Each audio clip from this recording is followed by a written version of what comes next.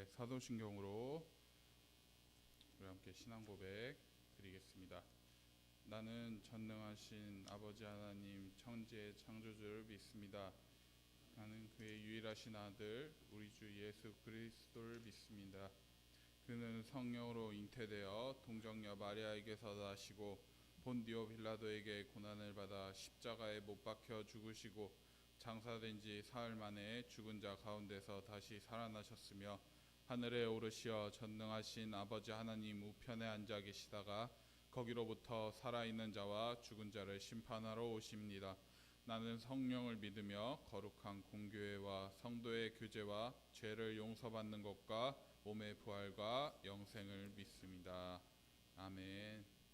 오늘 성경 말씀 주보에는 신명기 6장 4절에서 9절까지로 나와 있는데 10절까지 같이 보도록 하겠습니다. 신명기 6장 4절에서 10절까지의 말씀입니다.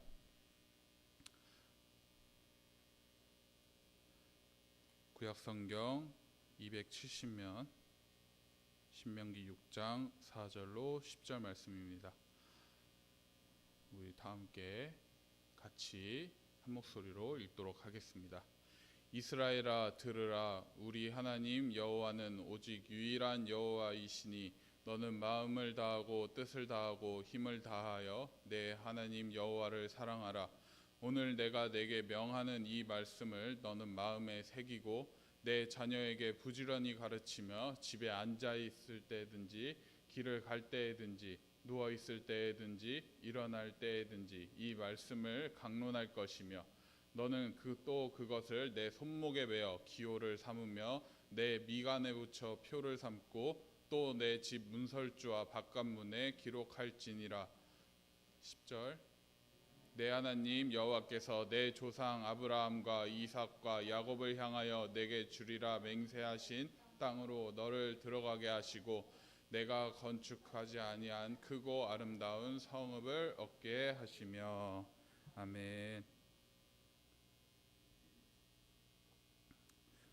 오늘 수예배에 나오신 모든 성도님들은 자식이 있거나 혹은 자식을 앞으로 키우시게 될 겁니다. 그러나 아이를 키우게 되면 때때로 한계에 부딪히는 경우가 많습니다. 이러한 한계 있는 삶의 모든 단계에 닥치는 일입니다. 첫 아이가 태어나는 것을 지켜보며 아이들이 지니고 있는 자유분방한 능력을 보면서 아이가 처음으로 학교 가는 것을 준비하고 그리고 청소년이 된 아이가 혼란 속에서 힘들어하고 부모인 자기 자신에게 반항하고 그리고 아들이나 딸의 결혼에 대해서 충고를 하면서 우리들은 자신이 가지고 있는 경험 혹은 지식에 있어서 한계에 부딪힌 적이 굉장히 많으실 겁니다. 에베소서 6장 4절에 보면 이런 말씀이 나옵니다. 또 아비들아 너희 자녀를 노엽게 하지 말고 오직 주의 교훈과 훈계로 양육하라. 이 말씀에서 지혜를 구하라고 한다면은 겨우 이 한 구절만 가지고 어떻게 지혜를 구할 수 있을까? 하나님이 나에게 무슨 얘기를 하시는 걸까? 궁금증을 가지고 아이들을 교육할 때 혹은 자녀들을 교육할 때 인터넷이나 책을 먼저 찾아보는 경우가 덜어 있을 겁니다. 여러분의 자녀 교육을 성경의 말씀을 통해서 배워오겠다는 생각을 해보신 적이 있으십니까? 세상의 교육이 아닌 정말 주님께서 주신 말씀을 통해서 이 아이를 양육을 해봐야겠다 라고 느끼신 적 있는지 저는 여쭙고 싶습니다. 바울은 고린도전서 10장 11절에 그들에게 일어난 이런 일은 본보기가 되고 또한 말세를 만난 우리를 깨우치기 위하여 기록되었느니라. 이 말씀에서 바울은 성경이 왜 쓰여졌는지 설명을 하고 있습니다. 지금 현재 믿지 않는 사람들은 3000년이나 된 책에서 무슨 지혜가 있겠냐며 비웃을지도 모릅니다. 그러나 이 성경은 기록하고 있습니다. 우리에게 최고의 자녀 양육과 최악의 자녀 양육에 대해서 기록을 하고 있습니다. 오늘 본문인 신명기 6장은 사실 부모들을 교훈하는 장입니다. 7절에 보면 자녀들이 부지런히 가르치는 것에 관해서 말하고 있습니다. 이것은 모두 가정교육에 관한 굉장히 중요한 가르침입니다. 또한 7장 후반부에도 자녀 교육에 대해 여러 번 나옵니다. 이제 이 말씀을 통해서 자녀를 기르면서 가르칠 때 무엇을 가르쳐야 하는지 처음부터 한번 살펴보도록 하고자 합니다. 4절에 보면 이스라엘아 들으라 우리 하나님 여호와는 오직 하나이신 여호와이시니, 여기에 가장 먼저 자녀들에게 가르쳐야 할 것은 참되신 하나님과 그분의 주권을 인정하는 것입니다. 하나님은 한 분뿐이시고 만물의 주인이십니다. 그분을 인정하는 것, 그것이 첫 번째입니다. 자녀들에게 하나님에 대해서 가르쳐 주십시오. 둘째로 5절의 말씀입니다. 하나님을 사랑하도록 가르치십시오. 너는 마음을 다하고 성품을 다하고 힘을 다하여 내 하나님 여호와를 사랑하라. 이것이 자녀 양육에 있어서 가르쳐야 될 두 번째 원리입니다. 6절에 보면 하나님을 순종하도록 가르치십시오. 오늘날 내가 내게 명하는 이 말씀을 너는 마음에 새기고 내 자녀에게 부지런히 가르치며 하나님에 대해 가르치고 온 마음과 온 힘을 다해 하나님을 사랑하도록 가르치고 하나님의 모든 계명에 순종하도록 가르치시기 바랍니다. 넷째로 여러분이 모범을 따르도록 가르치십시오. 7절에 보면 자녀에게 부지런히 가르치며 집에 앉아 있을 때든지 길에 행할 때든지 누워 있을 때든지 일어날 때든지 이 말씀을 강론할 것이며 라고 말했습니다. 다시 말해서 자녀들에게 항상 여러분의 삶 속에서 여러분의 모든 경험 속에서 여러분의 혀 끝에 항상 살아계신 하나님께서 말씀하신다는 것을 보여주시길 바랍니다. 자녀들이 여러분의 삶이 하나님의 진리 안에 지배받는다는 것을 보여주십시오. 자녀들의 삶의 모든 부분을 배움의 장소로 볼 수 있도록 해주십시오. 삶의 모든 경험을 가르치는 기회로 삼으십시오. 모든 삶의 경험을 천국을 바라보는 기회로 삼으십시오. 그들에게 일어난 모든 일은 성경으로 돌아가는 통로입니다. 예수님은 주위 세상을 통해서 영적인 진리를 끌어내시는데 전문가셨습니다. 물에서부터 무화과에서 겨자씨에서 새와 빵, 포도와 진주, 밀과 잡초, 그리고 컵과 쟁반, 그리고 저녁, 포도밭과 여우, 남자와 여자, 빛과 어둠에서 영적인 진리를 이끌어내셨습니다.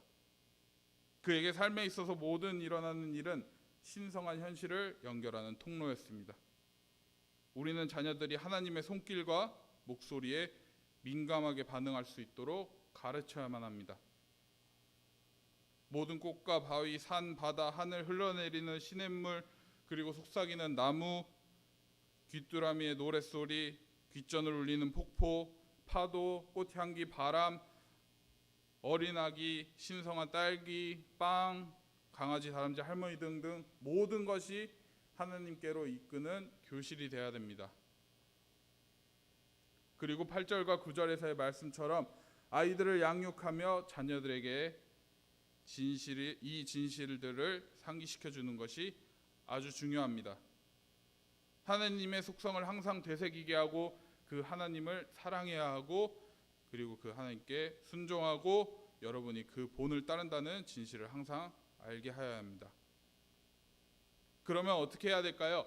오늘 8절과 9절에 보면 너는 그것을 내 손목에 매어 기호를 삼으며 내 미간에 붙여 표를 삼고 또 내 집 문설주와 바깥문에 기록할지니라 라고 하였습니다. 이것은 쉽게 말해 계속하여 지속해서 상기시켜 주라는 것입니다. 끊임없이 하나님의 진실로 돌아가도록 마음에 새겨둔 것처럼 손에 있는 것처럼 집 문설주와 바깥문에 있는 것처럼 하라는 겁니다. 그리고 또 하나의 교훈은 자녀들이 세상을 경계할 수 있도록 가르치는 것입니다. 10절의 말씀입니다. 내 하나님 여호와께서 내 열조 아브라함과 이삭과 야곱을 향하여 내게 주리라 맹세하신 땅으로 너로 들어가게 하시고 내가 건축하지 아니한 크고 아름다운 성읍을 얻게 하시며 내가 채우지 아니한 아름다운 물건이 가득한 집을 얻게 하시며 내가 파지 아니한 우물을 얻게 하시며. 지금 현재 아이들은 문명 사회에서 살고 있습니다. 옛날보다 더욱더 안 좋은 것들을 받아들이는 게 쉽고 그리고 빠릅니다.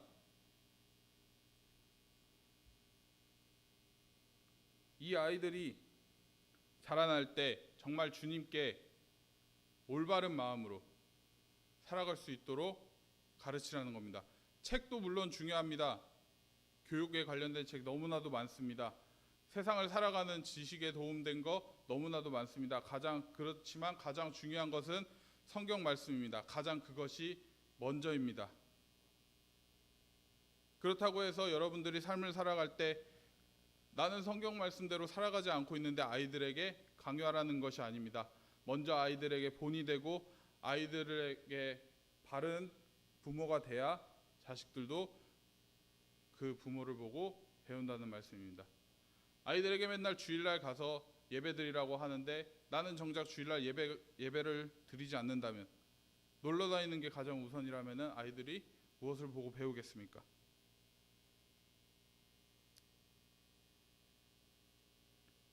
내가 심지 아니한 포도원과 감람나무를 얻게 하사 너로 배불리 먹게 하실 때와 너는 조심하여 너를 애굽 땅 종되었던 집에서 인도하여 내신 여호와를 잊지 말고. 여러분의 자녀에게 세상에 나가서 보고 만지고 맛보고 모험하고 경험할 때 하나님을 잊지 말라고 주의를 주십시오. 그 전에 가장 먼저 부모 되신 여러분들 먼저 하나님을 잊지 마십시오. 하나님을 잊는 삶이 그것은 곧 멸망의 길입니다. 하나님을 온 마음과 뜻과 힘을 다해 사랑하도록 가르쳐 주십시오. 하나님께 순종하도록 가르쳐 주십시오. 아까 말씀드렸다시피 여러분들이 모범이 되며 여러분의 모범을 따르도록 가르쳐 주십시오. 어떠한 상황이든 상관없이 인생은 교육의 현장이라는 것을 보여주십시오. 계속해서 그들과 여러분에게 소중한 이 진리들을 상기시켜 주시길 바랍니다. 그리고 세상을 경계하는 법을 가르쳐 주시기 바랍니다. 이렇게 하기에는 정말 어렵고 힘든 것을 누구나 다 알고 있습니다. 삶을 살아가면서 교회에 있는 것보다, 교회에 앉아서 예배드리는 것보다 그 1시간 나가서 게임하고 노는 것이 정말로 즐거운 일입니다.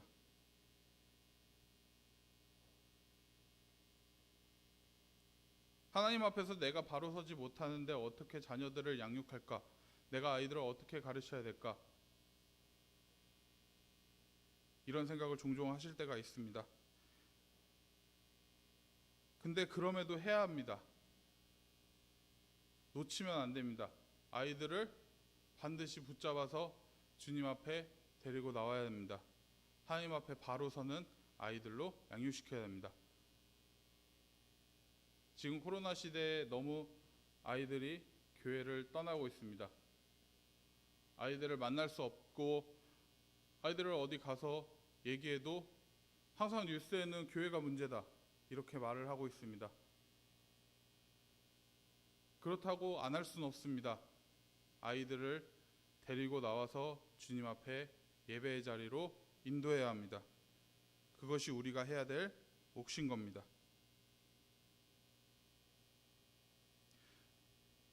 여러분이 주님 없는 삶이 아닌 주님이 아니면 안 되는 삶을 사십시오. 이 말씀, 이 성경 말씀은 이스라엘에게만 적용되는 말씀이 아닙니다. 지금 현재 악한 세대를 살고 있는 우리에게 주시는 말씀입니다. 말씀을 붙잡고 자녀들을 양육해야 여러분의 자녀, 그리고 여러분이 앞으로 양육해야 할 자녀들이 주님 앞에서 믿음을 굳건히 할 수 있습니다. 제가 항상 부모님한테 물어봤습니다. 어렸을 때 사람은 왜 태어났나요? 그때 저희 어머니께서 저한테 해주신 말씀이 항상 똑같습니다. 하나님의 영광을 위해서 태어났다고. 한번 마음속으로 되새겨 보시길 바랍니다. 내가 얼마나 하나님께 지금 영광을 돌리며 살아가고 있는가? 내가 내 자녀들을 교육할 때 앞으로 생길 자녀들을 어떻게 해야 교육을 해야 할까? 방법을 구할 때도 세상적인 것보다 하나님 앞에 먼저 기도로 간구하시길 바랍니다. 내 머릿속에서 나오고 내 의지대로 하는 것이 물론 하나님의 뜻일 수도 있습니다. 그러나 그게 하나님의 뜻이 아닐 수도 있습니다. 그것을 분별하는 분별력을 기르시길 바랍니다. 그래야만 하나님께 영광 돌리는 자녀, 가정으로 거듭날 수 있는 겁니다. 항상 삶을 살아가면서 여러분의 자녀, 자신, 그리고 가정을 한번 되돌아보고, 그리고 자녀들을 어떻게 교육해야 할지, 앞으로 이 자녀가 하나님께 어떻게 하면 영광을 돌릴 수 있는 삶을 살 수 있을지 한번 고민해보는 여러분이 되시기를 주님의 이름으로 축원하겠습니다. 다 함께 기도하시겠습니다. 사랑의 주님, 은혜와 사랑을 감사드립니다. 우리가 삶을 살아가면서 자녀들을 양육할 때 항상 내 뜻, 하나님의 뜻이 아닌 내 뜻대로 아이들을 키우고, 그리고 아이들을 키울 생각으로 항상 삶을 살아왔습니다. 주님께서 오늘 주신 말씀 주님 마음판에 새기고, 그리고 항상 그 아이들을 주님께 영광 돌리는 자녀로 성장시킬 수 있도록 주님 인도하여 주시옵소서. 감사드리오며 예수님의 이름으로 기도드립니다. 아멘.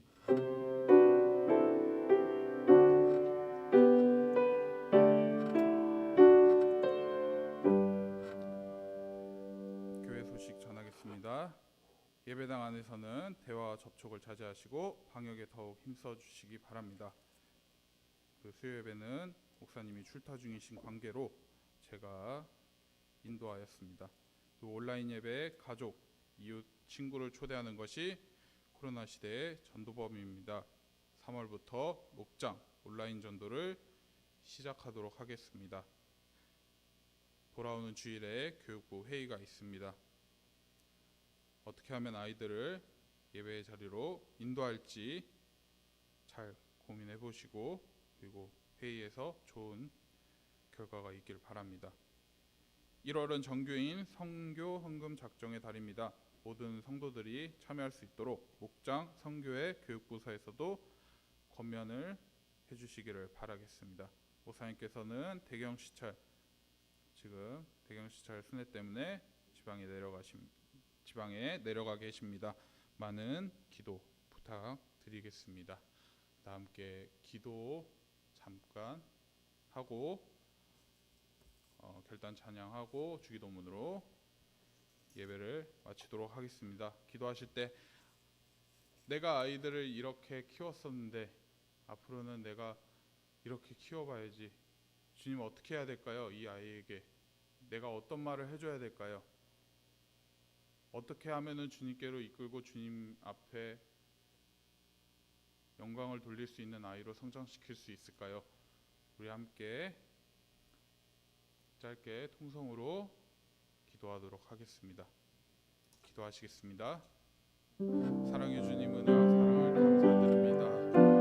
우리 아이들이 주님께 영광 돌리는 자녀로 자라날 수 있도록 주님 인도하여 주시옵소서.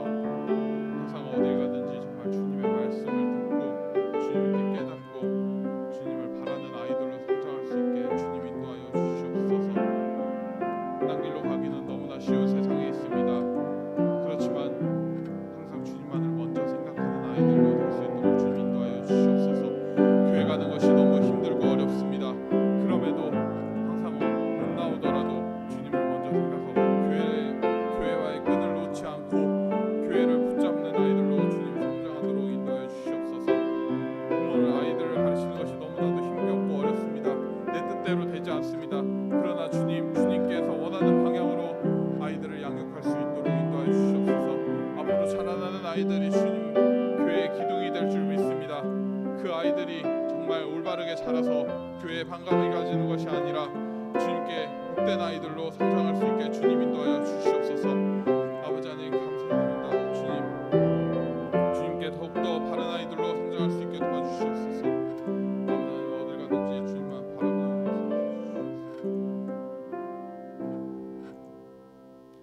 사랑해 주님 감사합니다. 오늘 말씀처럼 주님을 멀리하는 것이 아니라 주님의 말씀을 항상 옆에 두고 주님만을 바라는 삶을 살 수 있도록 주님 인도하여 주시옵소서. 나부터가 너무 말씀에서 멀리 떨어져 있었습니다. 주님, 나부터 말씀에 가까이 하고 아이들을 양육할 수 있도록 주님 인도하여 주시옵소서. 못 나오는 아이들이 많습니다. 그 아이들을 주님 붙잡아 주시고 교회를 잊지 않게 하여 주시고 항상 어딜 가든지 교회에 다니고 있다는 것을 자랑스럽게 여기고 숨기지 않고, 그리고 아이들을 전도하며 같이 예배의 자리로 나올 수 있게 도와주시옵소서. 주님 감사드립니다. 예수님의 이름으로 기도드렸습니다. 아멘. 주기도문 하시겠습니다.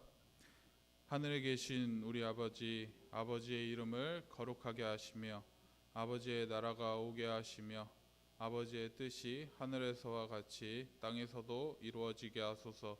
오늘 우리에게 일용할 양식을 주시고 우리가 우리에게 잘못한 사람을 용서하여 준 것 같이 우리 죄를 용서하여 주시고 우리를 시험에 빠지지 않게 하시고 악에서 구하소서.